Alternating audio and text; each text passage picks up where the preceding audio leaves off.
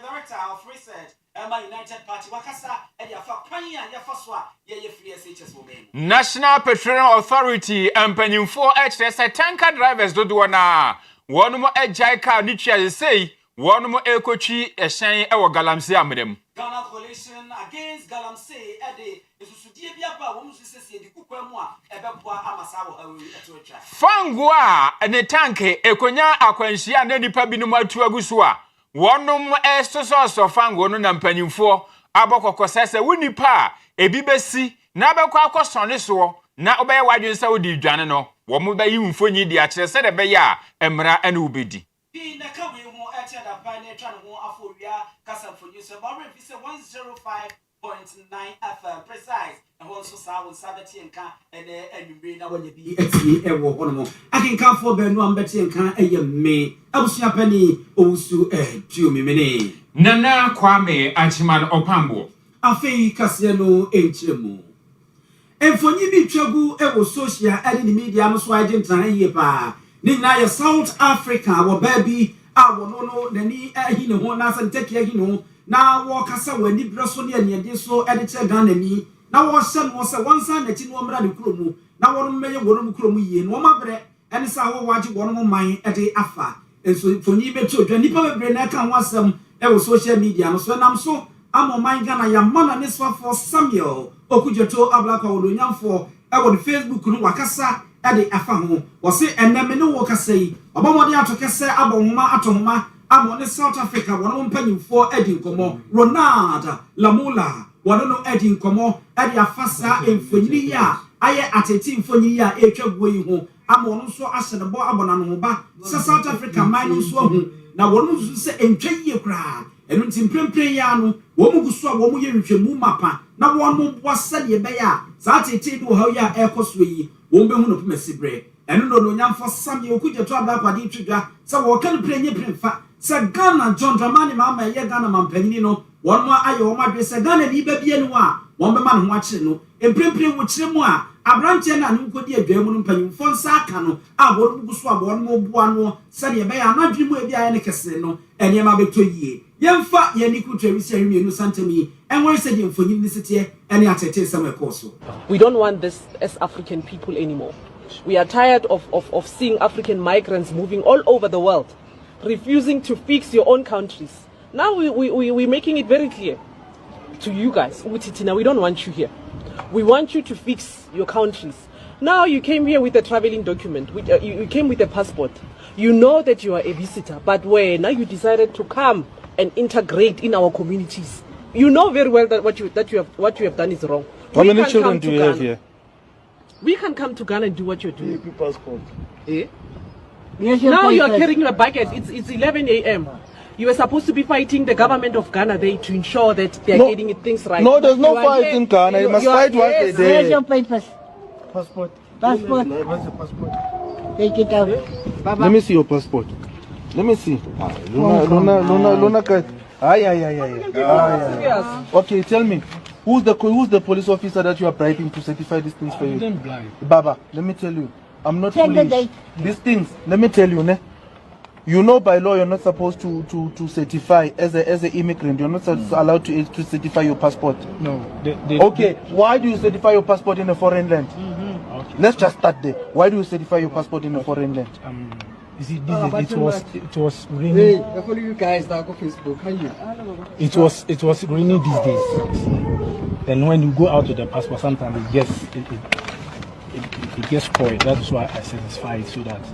it won't spoil. Baba, Ghana don't do that. Okay. Ghana don't do that. All right, sharp. Ghana let me show you. African country that is. Let me show you that when you are abusing our systems, on the 10th of April, okay, the 10th of April, you entered your country when. The very same day you came back. When? Yeah. Let me ask you, who is the police officer who grants you this permission to stay here? Your people, the time is up. We are South Africans. I want when you bring no mudi any muno muchema. I bring to your gun and you know, na setan and crater crown one crana. A brush any question quota will men one more into one channel in condemn so many more cassay. Was over a man on some so no young for some who could your trouble up. Abrian Mombasa, a branch any the year pa. ne ho atɔ na bibi bɔne bia nsi na Ghana ni bia nso emfiri mu. O mai so for share apobuden nsɛm so ayonunyafo kwabena minta akando. Wodi ato adwase no kwasɛmni sɛ wɔn mo kase aban wɔti adwaso yi wobetumi awie agenda 111 na sebe wɔne Ghana fo ani nokre. Ene bia nsɛm a wɔde to dwa mu ana wɔkyem sɛ saa agenda 111 no kane mampanyi na adodanko akufuado ane na aban ana wɔn wo yɛ sɛsɛbɛ ya ɔmɛya pomuden ebetumi akɔne ntwia so na afa baabi obi ahye no obetumi anya apomuden mapanti no ɛwɔ sɛ wɔn mutumi hwɛ ama anya bia sɛ wokɔ mansi ahodo bia mu a yebetumi anya ayresabea baako ebetumi ahwɛ ɔmanfo a wɔn wɔ mpɔtam hɔ yadeɛ fofia nto ata no wadware aba mu anam so ama saa aban no afiri so ma nei ani samanyokuo na aban na wɔn wote adwaso na no anwura kwabena minta akando ɛkyerɛ sɛ saa agenda 111 dwumadie no dwumadie kaseɛ pa anu nti saa kase aban bi aba afentam wonwi a ontumi anase empo bɛsɛ mu wɔ hakora no ɔmfa mfinhyia nan anya ho adwuma nwi a anya de sɛ wɔn betumi ayɛ anu nti wɔ ka nokre ɛde akyerɛ Ghana fo sɛ agenda 111 no wɔn mo ntontwene deɛ nanso so betumi aka sɛ wɔn betumi awie ne nyinaa prɛkopɛ ama afiti ase ayɛ adwuma deɛ ɛnte saa da biara da ɛnsɛm owura kwabena minta akando ɔde tu dwa bi enie. We have a deliberate plan for agenda 111, its completion. When we came, we allowed the complete auditing and to understand what we were inheriting. There are people who are taking mobilization they had even never reported to site and all that. Now, if we say that we'll be able to complete all the agenda 111 project, which is more than 100 projects within 1 year or even within 4 years, it's a lie. Let's be realistic. And I started saying this when I was in opposition, and you heard me loud and clear that there was no way we were going to be able to complete these 111 hospitals within the time frame his excellency the president gave us. If you remember, the last time he gave us was that he was going to hand over all the 111 before he leaves office, you remember? Yeah, exactly. But not a single one of them was in operation as at the time he was exiting. Okay, so what we are doing, and about 4.8 billion Ghana cedis has been spent on it. If they had strategized and they meant completing them, that 4.8 billion alone could have completed not less than 20. If you had faith, you want to build 100, at least you can. If you say 70% complete, it's civil works. If you add the equipment, and please take note that if you say a health, it's not only the building. If you say health facilities are building, the equipment, the personnel. But in terms of construction, it's the building, okay, and then even sometimes in some cases the consumables. We have a deliberate plan.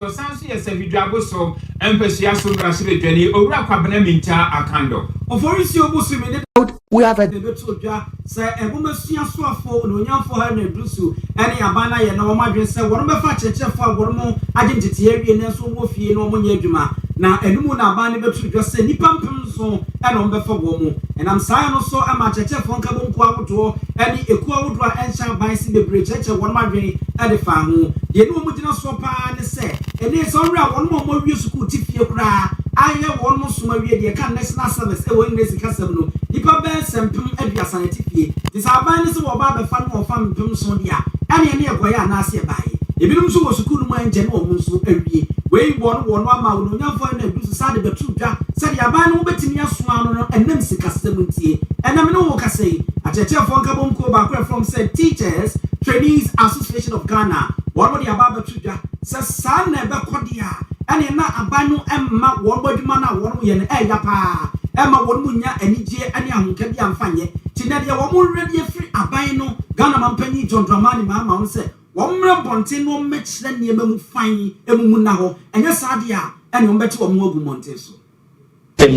na sisia na Ministry of Finance honorable Atoforcing onye na adwin say obe increase financial clearance amayafa at years for no eno de Ministry of Education so ntimi nya hwe enti ye besere na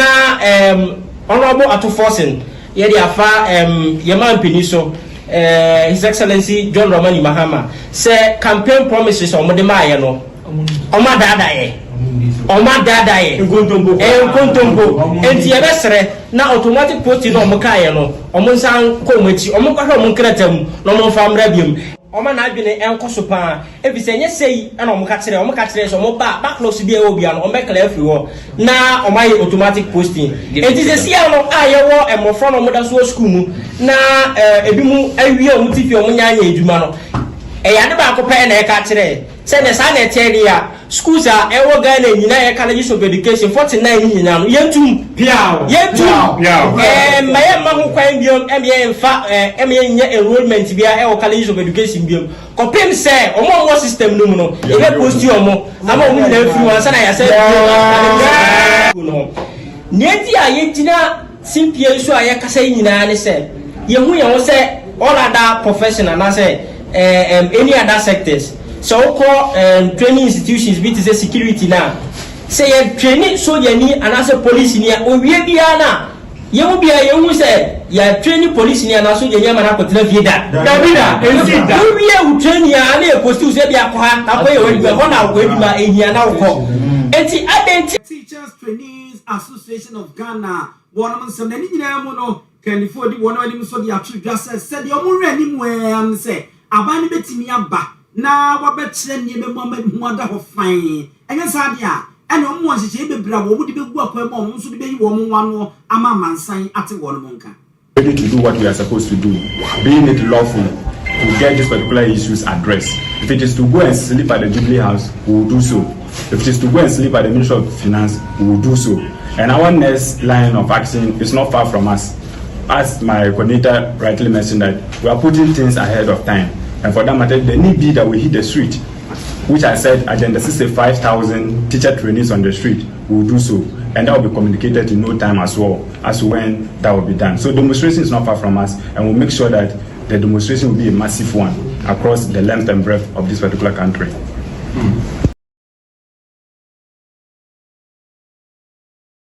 Me etu edwa wo honom owura kwasi kwa chenkane no na wono anehwe nkitawudi ensam so mo man mesua aso ye no ene NPP amanyekuo ni ma won ma edi nkita ho no so odi mu akotene pa wode ato edwase ene de ekoso my Ghana mesua aso ye na mesua aseniema bi akọ achiwachewo e wo honom no eye amanyesem ti na ama akọ akoba ne sa wo chemusa Dr. Kaseɛ atofo na wono ayo mercy kasam so afo no onam sebo kwan se pese wo ye niema bi a ebeko ade atia owura Haruna Idrisu anuti na ama akọ akoba ne sa owura kwasi kwaten etoko so wo se enei wono de wo to kirenche ade ama omayi so afo a wono ade hwe oman Ghana sikasam so se sabio senya bo apaye sidai ade aya nhye ne ade ato osika wase ade bo oman mesua asomye ene emu ataya ho ba nyina ye twa de ato na so eduru ba bi a na ekame akwese owura Haruna Idrisu ne dwumadie mu wo pesika ne nsanka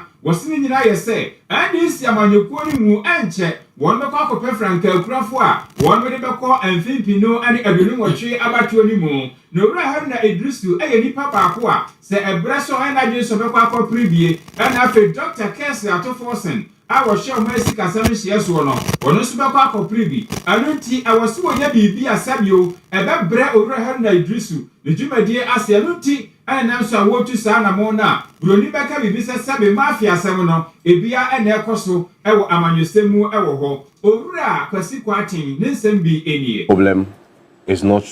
really about Haruna. Initially I thought the guy was incompetent. If you look at all the campaign promises that they made under education, it appears they've not been able to even start or implement about 10% of it. But I made some checks and of course spoke to a lot of people. Then I came to the understanding that the challenges Haruna is facing is more political than competence. Where from this? You see, I'm coming. He understands this better. It's more political. I don't understand anything. Haruna has an ambition to run for flag bearers. Haruna wants to become the flag bearer of the NDC one day. Atu also has ambitions. So now, Mr. Haruna, if your ambitions is so wild that it becomes a threat to my ambition, what I have to do is that I have to then more or less cripple you in your office. Other than that, these are some of the promises that they made in the education sector. Let's look at how far they've gone with this implementation compared to the other sectors, the promises that they made. And how far they've gone. 200 million, how much is being owed? 200 million, how much is being... Exactly, that is the question. And I'm saying that don't even take it from me. I mean, your station, at some point, I recall Johnny's Bites, full editorials on food shortage, on Galamsey, and why the MPP administration was incompetent and why they have to be removed from office. So I'm sure we can throw the challenge. Don't take it from me. Maybe because Kwateng is politically exposed, he came to represent a political party and might not bring the truth. Let's call the headmasters themselves and let's even pledge anonymity that they are going to speak off camera. Let's speak to them and find out the situation. How much is being owed? And on the promise about decentralizing food supplies to headmasters, what is the state of that promise? Somebody sits here and call me that, oh, I am lying. I am putting... and they RPP amanyoko ma one more e dinkita ho nso wodi mu akotini papa owura kwasi kwaten and wode sa ensemi atudwa yada so a ejanto asosuku a abanma enkwada ene mofra ekonufidi no emu nsensem na do ani kyem wa amanyoko reference United Party a we ban hwehwemu pa abofotene panyimpa won na weti berekese a wotua no de ma wo Dr. Ramsey Inuza wono ena English broni beka se Director of Research for the United Party wodena no e de atosa ensemi mu na ne nsama wo ka nyina ne se no kwasem ni English broni wo kasa be friends redistributives and I said distributive na de wo pa kire nyina ne se e wo se aban no aye ne se redistributive since what ben say distributive no enjemu nyina ne se e wo se ma ho kwan se ne be ya awofo asabe won mo nsam wo bie no machi wo bie no mbetimi abo won mo ema ho bran won won tua won ma ho ka e wo eye free SHS no emu se ne be ya sika kakra ebenya no so ye de be so mofra won so de won mo chi ni won mo nim eni bie no ne ye de be boa won mo sense ye betumi nyina de agumu ne aye ne se wo bia amra no meko ne fidie wo se eno de hadwen pa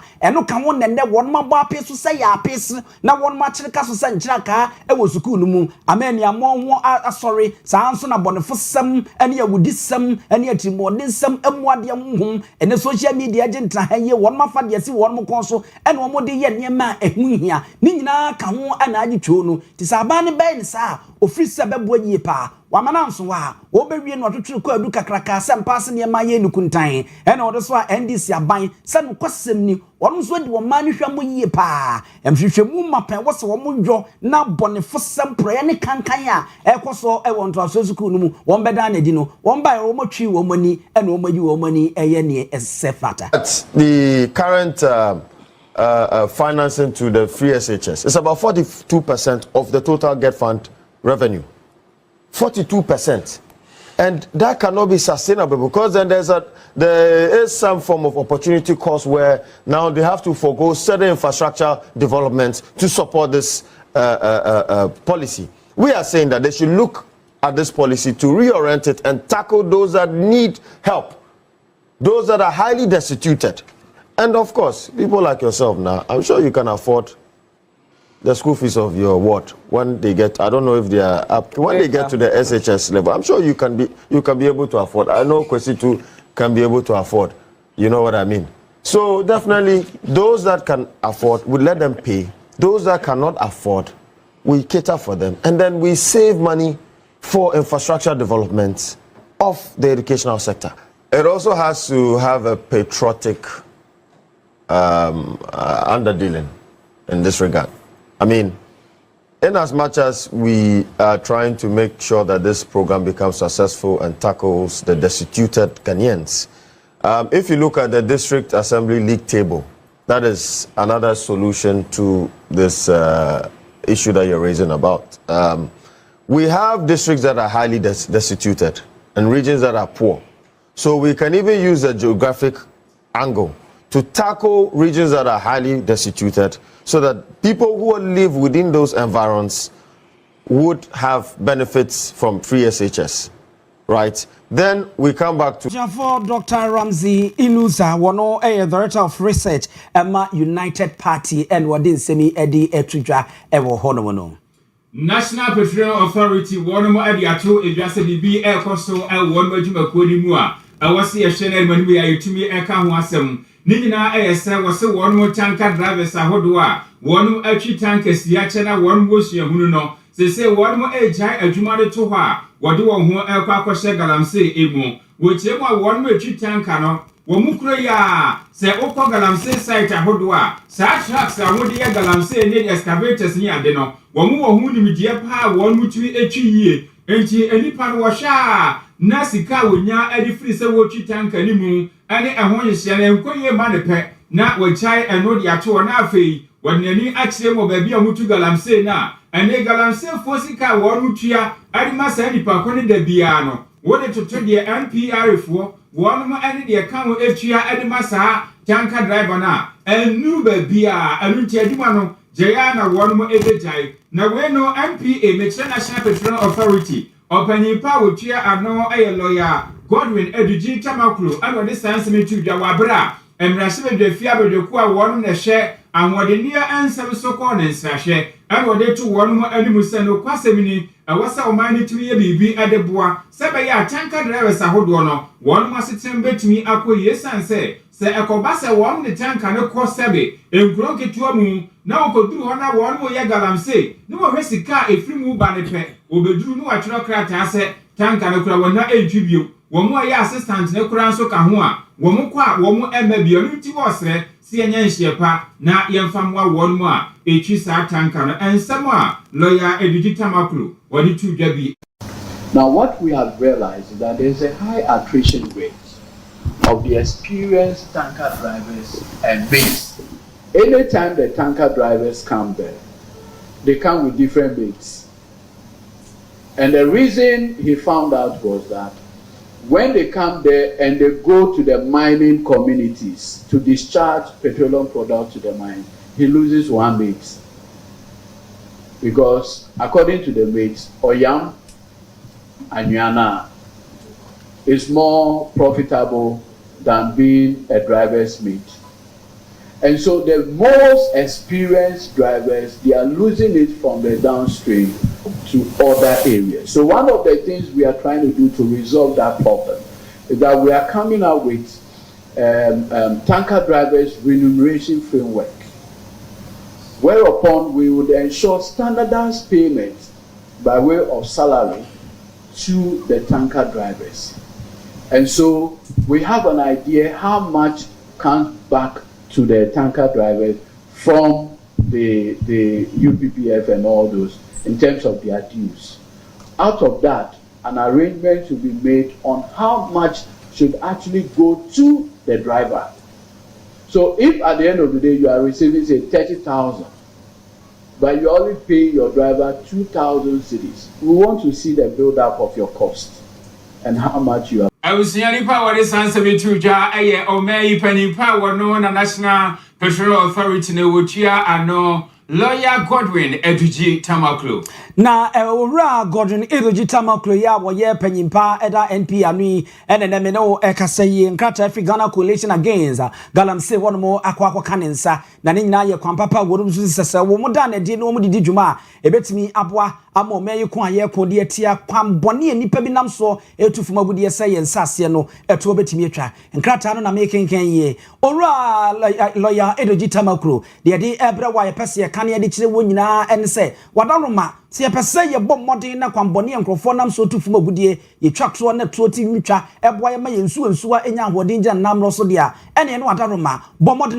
na ene wo ma wo mo de fom wo eba wo mamu no momfa mani kruji emfansi wo na monwetwem sɛ de saman ne ntamfu nsuo esansa wo mo ana wo mo de fom wo akɛseɛ enye ketoa ede kɔ bia ya wodo a yetufu mogudie yi na wo mo de kɔ ma wo mo yɛ galamsey yi emu mo nya bi de yɛ wo no adwuma enu nti sie nyim bom modern yi nhwehwɛ mu na mo de nhyehyɛ ma panigu kwa mu sɛ wo mo a wo mo de fom wo kɔ ma wo mo nam bɔnefo kwa so etufu mogudie yi mo nsa so mo nam de wo bɛfa mra kwa so a misusu sɛ enu bɛboa masa ne ɛkɔso yi ɛto atimi atwa enu nti kɔba ne sa na de obɛyɛ asobrache na wandi emra no so de ene ne nyi obi ne kuma ntwe obo siako ene odi nti ede akyerema na afi mo de mra no ede edi no ɛwɔ hɔ no mo krata yi opanyina wotro ɛkɔma no na owura Kenneth Asigbe abono ɛna ɔyɛ domfrɛfo ede makuo yi wakyerɛ ne wo mu nsɛm no wo say galamsey no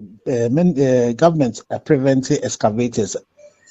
eba Ghana nti tracheum but you excavators a work from how mu ye juma you chamfans a work from how mu ye juma you one legs so mu work some of the mining hotspots na galamsey wo hona we number of filling stations wo hona e do so kra chain oba Kumasi ne nkaya cars ne fidie kese wo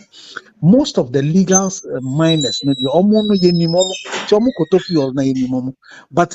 a lot of the illegal miners no so almost so fuel ya no munya na as some of the fuel stations from position to the extent some percent tong fuel massa galafo nti say ade a ye pese ye making sure say illegal mining ni becha ya no na yes MP say ono no regulator massa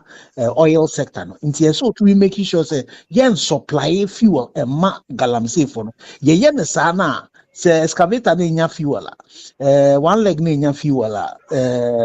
chamfan na nya fuel omuntumi nya adwuma no ye ne sa na e betumi ama na brass kakra the yesterday say MPD no ma betutu form na waye na adwuma as regulator na opanyina Owia Kaseɛ eye Owia Kenneth Asigbe wafredom edema Ghana coalition against galamsey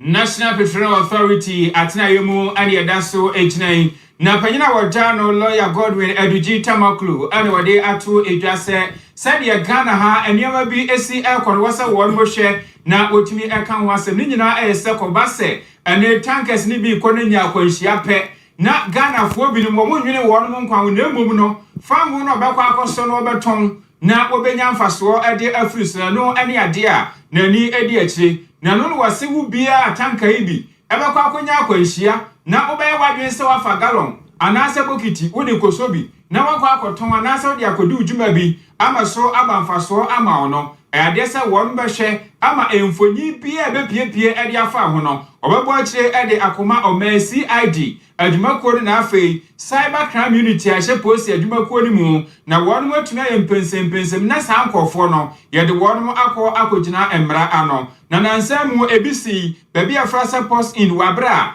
na tanka ibi enam ekowiase na akonya akwanhia na afei nsawamu nso wose akwanhia kro ya bi esi ewiase na timamufuo bi akwa won mo kwa akoso fango no ana anu ya dumja makuo no na bo patabribri ekopie mo ho asantima ntama ya ahojo run about wabra tanka ibi no nso ahia wodo ya pake esi won ye ton no su konu mu a besa duonu ese no ana opani echese akwanhia de etimi ba na Ghana ni obekosa fango no wakwa akosobi de ewose emra ene sa nipa kono edi lawyer Godwin Eduji Tamaklu. Whenever there are tanker accidents, our people will move from their homes with gallons. They could 4 gallons. They are going to punch a hole into the tanker and begin to siphon the product. That is barefaced stealing. And because you are trying to punch a hole, ignition, the next thing is boom, and everybody is gone. So for the media here, we want you to use your platform to help us educate our people that when you see a tanker accident, please don't go near it. Don't go and pick your bucket from the house to say you are going to fetch the product. You are inviting death to your home. It's unfortunate our people do this. We have also decided that all the accidents, we are picking the video recordings and giving it to the Ghana police to identify the known faces for arrest and prosecution. Because we've seen that in particular communities. Lawyer Godwin Eduji Tamaklu, wano ena National Petroleum Authority ano and watch it in 70 and there ya tebrofu ba hu wom ne brofu ayebum yankoi yanko ohima Queen Elizabeth cry ka me bi yes was stadiums na eno no enye sa na wose ekọ ema wo de kowura eye diction no mu ntiene obrempon so anase opambon so de ndi abade a ene Ghana mo diction no mo mfankowuram na mo mfanhyem yentoa so yemfama mu yewura gadam se nsem na mu ebimu na we de asafo eyem yama so de ɛne the Church of Pentecost so ɛne nya asɛm ketewa kra wɔn mo akasa pa na we no no na just ɛne nya asɛm ketewa kra panyina wɔn ɛyɛ tibire kesa otua asafi ano apostle nyameche no wɔn ɛne wɔde nsɛm tu dwa na ɛnɛ akoye dia mo bɛka ya wɔwura no sɛ o me bomosu wonsuom wɔse ɛnɛ asubɔ a wɔn mo bɔ no wonsuom no akoye sɛ boakye bi din wɔn mu ntimi nkonkobo nipa su ewo nsuo mu bi mu kasutene ene yedi nipa kɔ ne yakobo wɔn mosu wɔ mu ene ɔse nkurase ne ntwodo ne ntwada so de ene no kra de agibum enti ene no bokiti mu ene roba mu ene wɔ mu sɛ nsuo di gumu na ɔmo de aboasu kasu bonso nkenye sa nete adenti na akoba ne sa wɔse kwam bɔne nipa bi nom nam so na wɔ mu tufu mabudu wɔse sɛ de agye nsɛm o ama ne kana kɔyɛ kana pa agye sɛ wo kan enka eno nti wɔbɛsrɛ sɛ bra so sɛ nyina yɛ ke ho bomu na yɛ pɛ kwam papa yɛ bɛfa so na saa efo agudie nkrofo tu no kwambɔne so ese nsuo ni ade no eto betimi atwa esan se amenne wo mo epa wo no ho achie ebefa nyame fa Yesu Kristo yi wo mo kra no magye nkwa no wo bekɔ na bekɔ akɔbɔ ne su a de se ose nsuo gu bokiti mu anasa roba mu na wotumi de abɔ ne su amana yeyi wo ho ni nyina mu no wo no mato so ama wo no machem se asafo ne wogu so a wo ye ne obetumi a enam ne wo kasa yi wo no boa se de be ye mabunu a wo no pese wo musua nsa no dwuma de wo betumi anya bia sua mentifi epoye mantem se wo no aye bi wo uko esiam so no so eye atoye etifi mantem a eno so wo aye bi wo no ma wo no boa se ne be ye mabunu ebenya nsa no dwuma Apostle Eric Nyameche iti hane ye nyese bia di nipa ko heaven pe na nipa no ma sitene mu nso ye dwen no nso eni nti na etime bia esi prisons na ye fo ne ye we nyina se de be ya ebeboa oman man nso because omu nyina ye asorma ye wa be o check Ghana mu a ikuta be 13%. Inti se Ghana nko ya affect your members. Inti se ekomo affect you. Inti ye adwuma no ye nse de ye super ye every facet of it bia ye ho adwuma. So make I say higher ma inso kra ye de bebo su kra ye nya bi. Enu nti na ye toto roba ye di so guma se de ba on pani pa nto bi inso agalam se ase no mu na wakonya yare. Inti eguso ayese e ka ho asem na ene aban bom na yemi ani an yetimi ye eno so ho adwuma inti Africana na ye adwuma inti bia ye ko Indonesia so ya ko last year inti me ye kase se Ghana sorry to fa Pentecost nyina ye fi ha na ye ko aman nyina so inti ko do Indonesia unti me nyeska enye normal obenya ayewa ha because 85% of the Pentecost population ever have. But we are advancing the mission from Ghana into other nations. To sanity, to kakra abon so mo su benyi. O fa o ma sofo ni nyina bomu de omodos chen Ghana sofo because nations no dos. Apostle Wonyina no wonu ofiri wonu ma Apostle Eric Nyameche ba na mu se wo da TV so apage na ni korio so urade no mejefo we ni nyame na Apostle Eric Nyameche we waka na ewo wonu mo amsi amudi etoso aduana nwotwe general conference meeting e ba so ewo gomu afete na de ebinum so kansa ne na nso mo preach garamse preaching kansa so dem garamse preaching nkoso kra nanza afode na mo de beba ne hia mo ntimu mpese mo bema nkia komu amagaram se yesi ni beja afode bo na ni nyina mu no wosofo hwe nkro nkitom ni mpatamu amambu nsam so odonyamfo Ahmed Ibrahimu enso ade atodwa se de mi kan ya ye nyina na wose ye ke hobomu ni hwe ne ye ne yesa ne fata ne yatimi aboa ne yatu saa ade ya yese baba so remfo yi ase de afi. Parliament is a forum for ventilation of all grievances. Every sector has their grievances. So Parliament is an area where there are people with competing interests. So everybody is represented. That's why we call it House of Representation. So every constituency have a rep there. So your constituency rep must be speaking your interest at that point. And that is why when it is time for even drawing of school curriculum, you will see all the other competing interests coming. The same thing when it goes to leadership. People must be trained to know where to speak, when to speak, where to touch certain buttons. And that is why I'm saying that when a law is made, there is nothing you can change. And therefore, at the process of the law making, that is why sometimes we advertise certain things, we publish certain laws, because making a law is not enough. The law must be known. No, ignorance of the law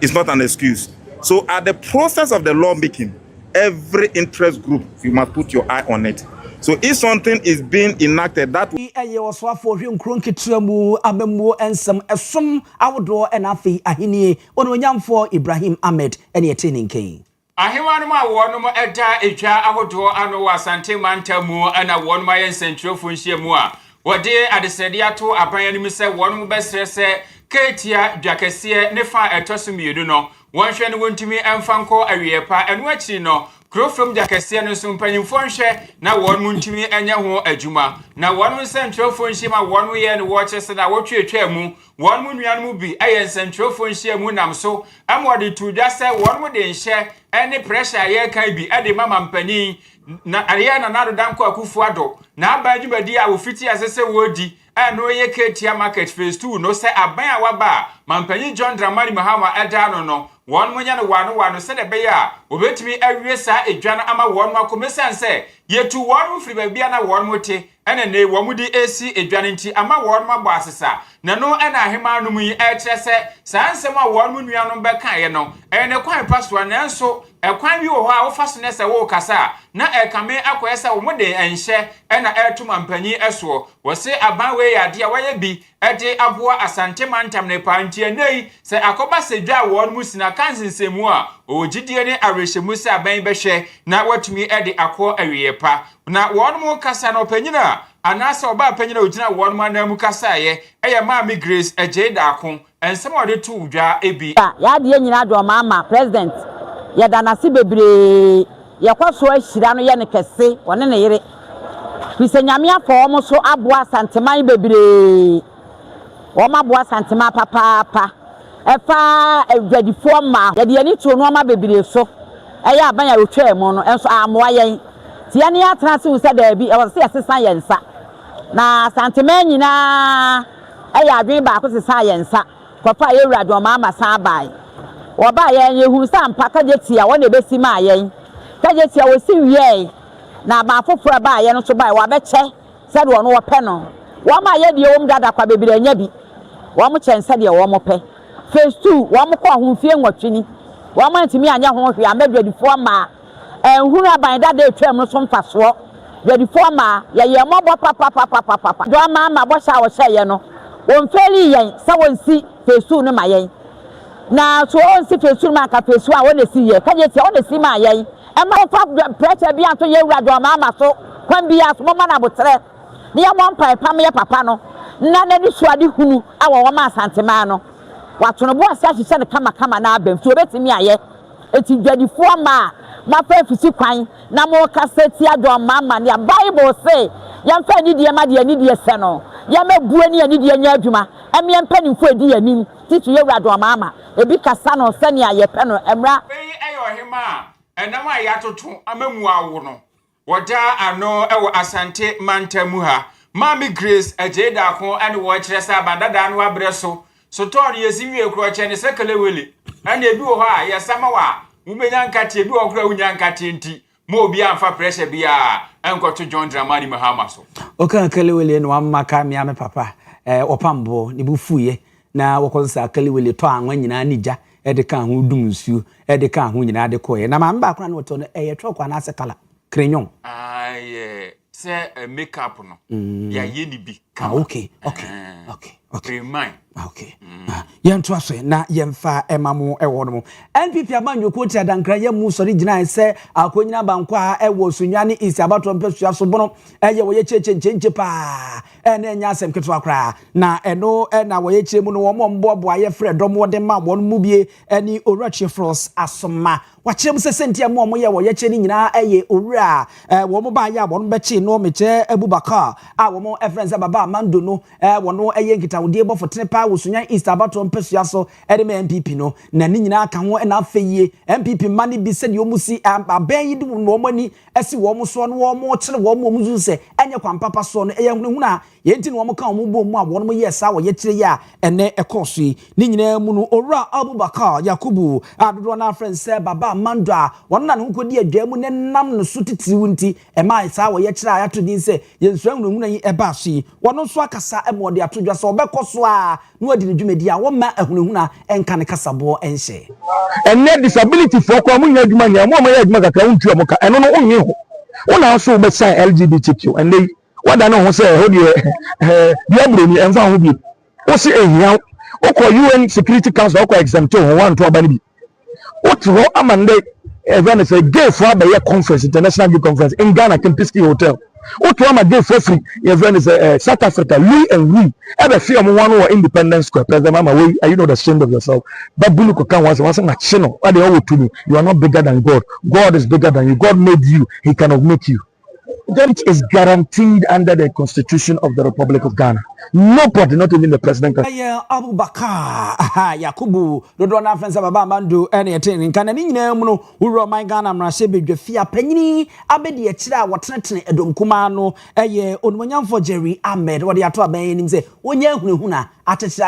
no mapine, and will be your pestle canasum, no one cassa, and ma a bayhun, and Timinton woman, Senefata. What's happening to us? Say,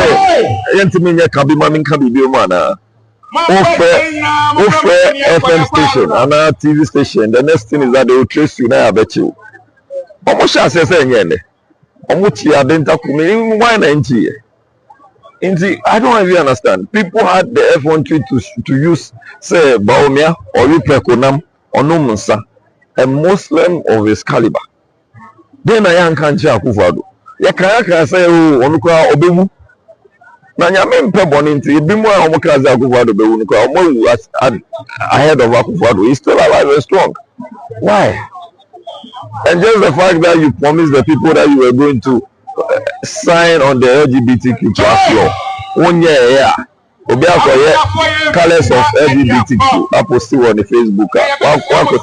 now we teaching kwafo. What me nya at least kawanu tum. So what they say. They are all catching us for paying their Omoka MPs and they are the ministers. I'm working one or two at me. Yamisha, Ghana for are they? Oh,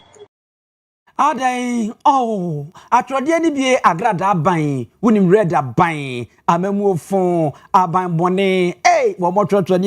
Now, Urajeri Amedie, one and I get in K. Chief Executive Officer with the Minerals Commission, Ejumekuno Ano Owia Isaac Andrew Stando. What the Cocowan Sam Ako Edia Manumakua one more A2 a Fuma good year. My Ghana Moo say, ye were a Niama, a Fabambo, who a be a diabo by a wat Naemu, and after my phone one Casanso Bambono, say a bassa water tuna den sa. And ya say one would do better with the beerata, which Remo and share dear Guaquema, a dear airbo, my Ghana, Yatina ye and Afi and Sass in the Yensuo, and who by Ninano, I was to be a word to a from a good year or my Ghana Moo, near money to me cratardia, would to me share na odiso, what is answering to Jawabra. Second African Mining Health and Safety Series, now Ecoso Ewatakradina no Global Strategic Network and the Minerals Commission and a warnum at the Sabajum Casa Chejumedi at the Sheswa, what they and some Atuja Ewumusi. Major catastrophic event, a tailing spill, a fatal collapse, or a child labor can wipe out decades of shareholder value in less than 48 hours. So when a mine suffers repeated incidents, multiple things can happen immediately. Insurance raise their premium or withdraw coverage, and investors begin to talk or ask difficult questions around the boardroom table. At worst, the mine can be shut down, and then impact livelihood and economies. A mine that cuts corners on safety is a mine that is building a mountain of liability, and no investor wants that. If your partner operates unsafely, you are responsible. If your contract... Commissioner Wano and the Minerals Commission, Ejumekuno Ano Owia Isaac Andrew Stando. Option was any Kumase quantum point so and Yasam Kitra Quantity, Wokona Ukupimu, Ewo, Pechi number 1, Edeco, Edmasuana, Bedru Babina, Chaka, Chaka, Shanning Timinko, and a be intimima, any idea. Now, Womu Echima, any international community school, a year ICS, or Sukuno, Equano, Ebano, and in Yasam Kitra, Bonrabi, a double noise, one again, and I, Jaya Nai, Kugumu, Emma, a ya, a betrandeko, a Musu Yepa, a ma and no nam so am and no Kase. ahyenkafo kyerɛ mu a wɔn mo hyɛn ase mfidie no ebububu da bia wɔ so wɔn de kofitamuo ɛno na du wɔn ma na mɛhyɛ wɔ so nya abotre da akyeakyea sa akyekyede a wɔkɔ ayi ase akɔgye nkyea nopa no ansa na watimi akɔ na amaka na akyerɛ kaso ɛwɔ hɔ no mo ɛnam no kasɛm nam sae no so amatemi amufoɔ wɔn mu hu ne wɔn mo nye wɔn mu nti no wɔn no wɔn de adwumadi ato wɔn mu so a wɔn de aboɔ anwea ɛne ne keka ho sɛ na ɛbɛyɛ asa amane ya so yi wɔn betumi abɔbɔde no wɔn atuatua na aboa ama hyɛn no atimi akɔ nkakra ɛde ama wɔn mo ɛnam so ama ebinom akyerɛ wɔn adwuma wɔn kyekyere kɔ adunu kase paa no ɛde akɔma contractor wɔn de contract yi ɛhyɛ ne nsa friends kofidwobu a wɔyi kwan yi sɛ wɔyi nani atwi nani sɛ sabia ku dɔntɔ ɛnkrani a wɔyɛ no yie ɛwɔ mpoano abɔ mi vita du kumfoano pɔ mesima wade ho ɛna wɔyi kwan no saa tototo saa na wɔagya no wɔyi nani ɛna wɔn mo ɛbrɛ wɔn mo nsɛm a wɔn mo ka de atwa to kra ne sɛ amaka na wɔn mo ehu sunsun aso bɛpɛ bia wɔ so de a ɛne wɔn bɛtɛ wɔn agu mɔnten so deɛ ka kyerɛ aba ne sɛ ɛkwan ne deɛ ama contractor aba so wabɛdwi kwan kakraka ba kwan ne nyɛ so na Ghana na odwene ho a onti ase adwuma de obi ya na aban sesa ba na agyan so o se mo hwɛ na mo yɛ de aban na waba no hwɛ na ekwa busy road say aban bi enu oba se o so agyan adwuma ne sa how de nam bi wo pa how de inso to a yirifa sa ka benko na ka ba ehunu man pa de bia ka ti mo ha de bia de sra ban so meboy na ise de brepa de sra de nema e free trade ha me de ko dom na se akosi agya me pie mienu bia me ya me koye na menye babiri mi tirato e ma so chana do be mienu me de ko na me de akosi mesi ne gina ho mo twa me ye be du ha mo hwe e kwan na asie no Ghana mpanimfo ade a moyɛ no monhwɛ abane yɛtoma mo a monhu sɛ nyɛ mo nkwa na modwere mo monyene yɛ youth no monyene yɛn so yɛ ho yɛtɔ ba mo a na mbɛtena so na mo nkwa mo yɛ de mo pɛ monyene Ghanafoɔ mpanimfoɔ monhwɛ de moyɛ na monyɛ ne yie ɛnyɛ saa yɛn nyinaa yɛ so yɛbɛsɔre atia mo gold kwan ɔde ayɛ ne yie enti yɛnka nkyɛn ma san wa bɛyɛ ɛna 3 days sɛ 4 days mpanyimfoɔ no bɛsen kɔ bogo so wɔ se hospital wokɔ bie district wokɔ bie no bogo so sɛ dunkwa ala ya afre kwa no so wo banga na wo fai ase no e ade a e ha pa se wo do ka bakwa na se wan hwe a e betimi apare do akɔhye enso na wa hanim tuwe obi hunu ene wa fai a wo no tua ye ka obe mai sika se anwa na yakɔfa abante se de kɔma obi a odi sidan ena ode ade we amayaba ahade bro enu akura on say me follow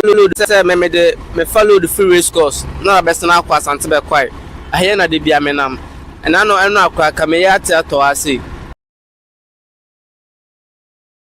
boss nko wote atofom a che se enkoyie na arese de bohwa no so da na ya se de me ka se Ghana nyina manho no kura na so broso em se de US ka ho mo modern ne mpanyfo animanim ya mo fa abo ene anwea bi mo de mo nkokata so se mo nyi kwa na mo nkata amena no so mfa maye why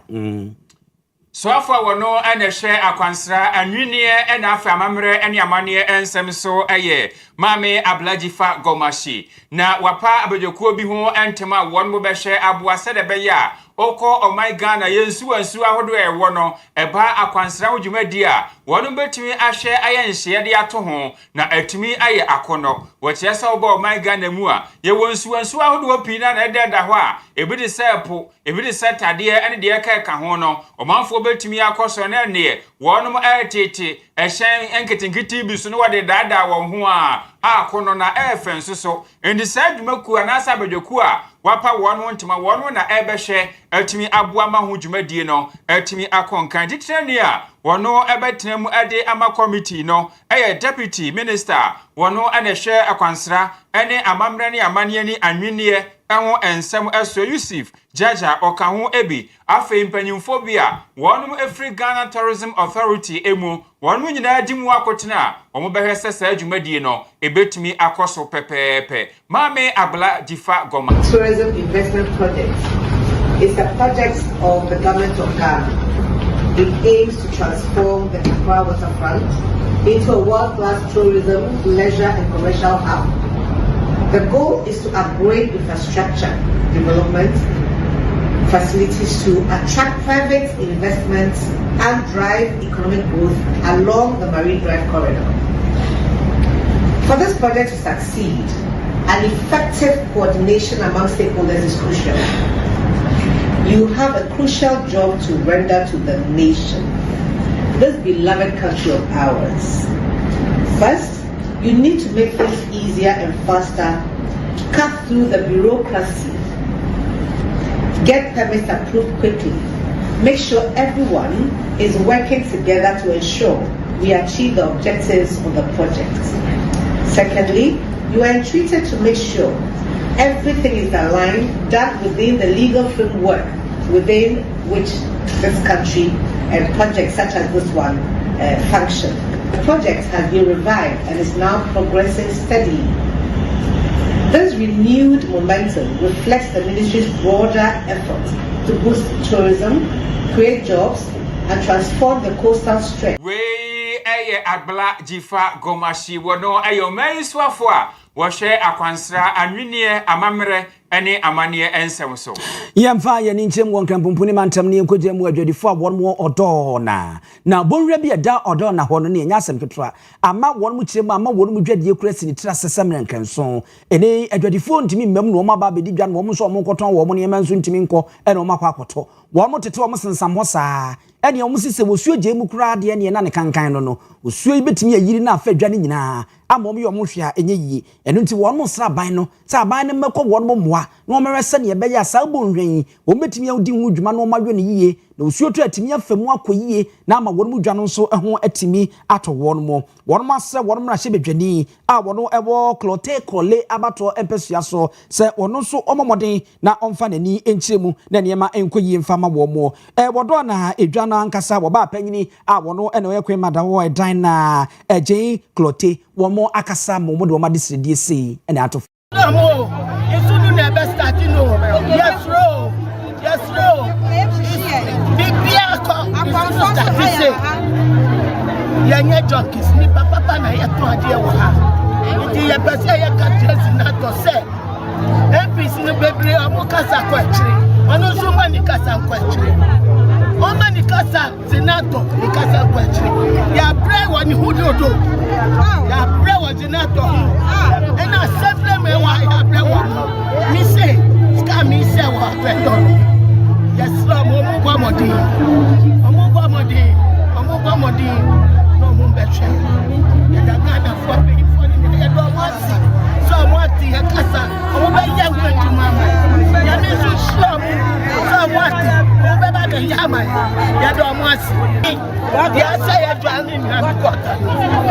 Kota no ya betu ya. Na eje kote na yete ne nka ewo no won so wa bre exinator rollins ye won mra hye bedwani tutumilika na adwadifo no bi nso e de won mare hosem ene se de ye chese won moji won mo wanje no won mo danadi e de atodwa a chense ntwofo se ya isi market we ya mudi e ba tna ha se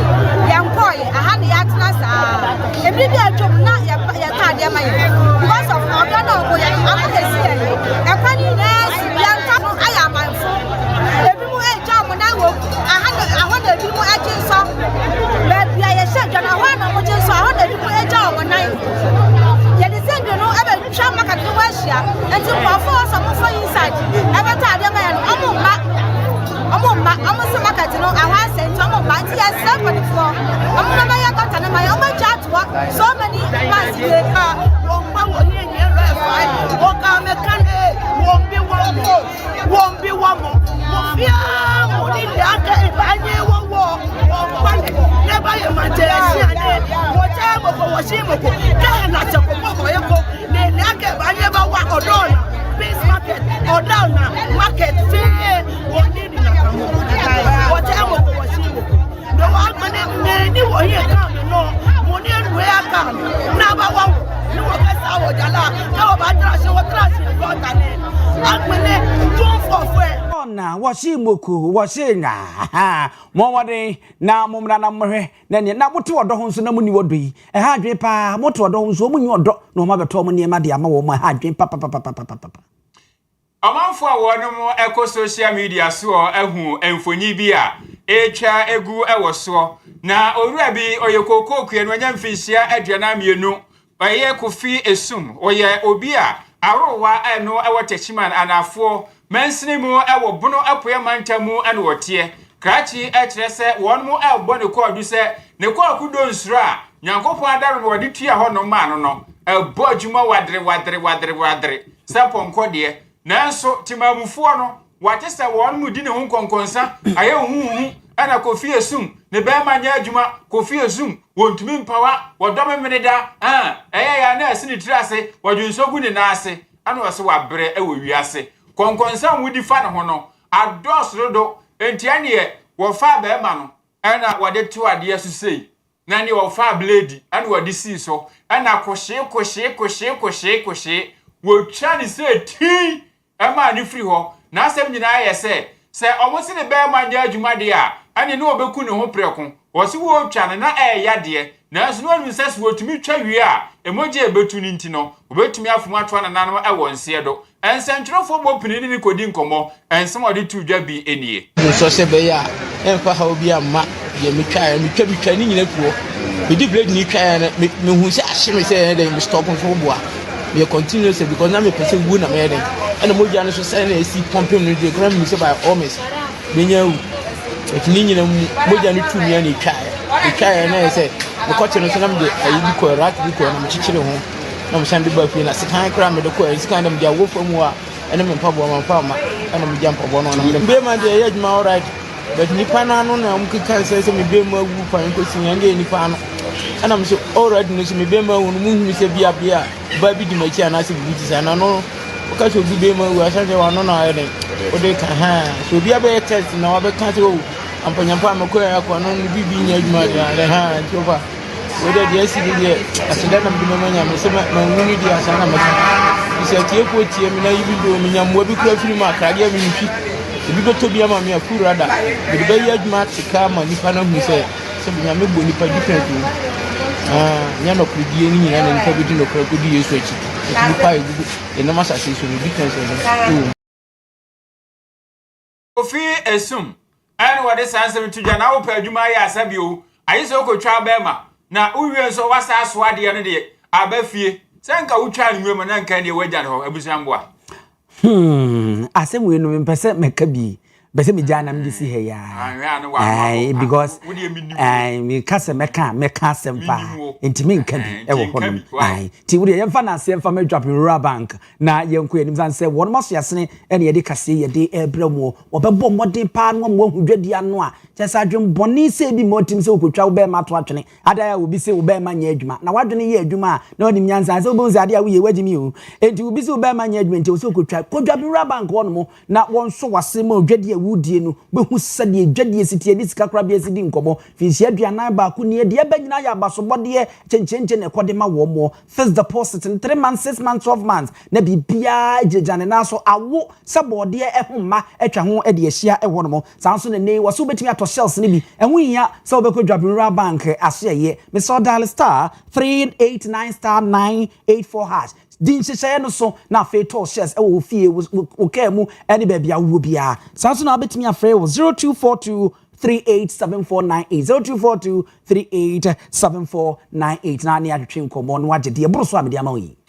Bolivia Enterprise aduane a wodi ade akọ onipadua na boa na kyerɛ sɛ de onipadua no na ho odin ebesi aye no ntini wode future life smart food aba edwa so sɛ bomode na kyerɛ de anuane pa udia eboa ebistri immune system na ba ne se ya yare bi kura na beboa enche na oho ato wudi future life smart food ya Bolivia Enterprise ya bedwa so a wonta nyare essence fiber protein vitamins na minerals a hyemu ma se chom ti abrebia bomodin se future life smart food no wobetumi adibini ye nyeden eno ansa odi agu adiem na afi wahwe wonsuo ade agu ho na wanum sade osipe muduro no na wadi ne kama abrebia wutumi edi future life smart food ya Bolivia Enterprise so for like alignment wodwani achemu patase kwane so ya afre 0242878090 na afi 0246010150 na yenyina soe na yemfa anwene no sia kase bo no emu na ase ema akosua somua ena afi kuku ajando won na boaboa ensem no ano ena afọ bapa ya Grace wono ene yen director wa trentini bibia kama afi Simon ene Mr President no won nso ene hwe epiepia mfidie na chi a yetimi ede kase boy by semufo ayewura asante ye bo Benedict akenkanfo ne ye me nana Kwame Achiman Opambo ena abusia penin owusu adiomi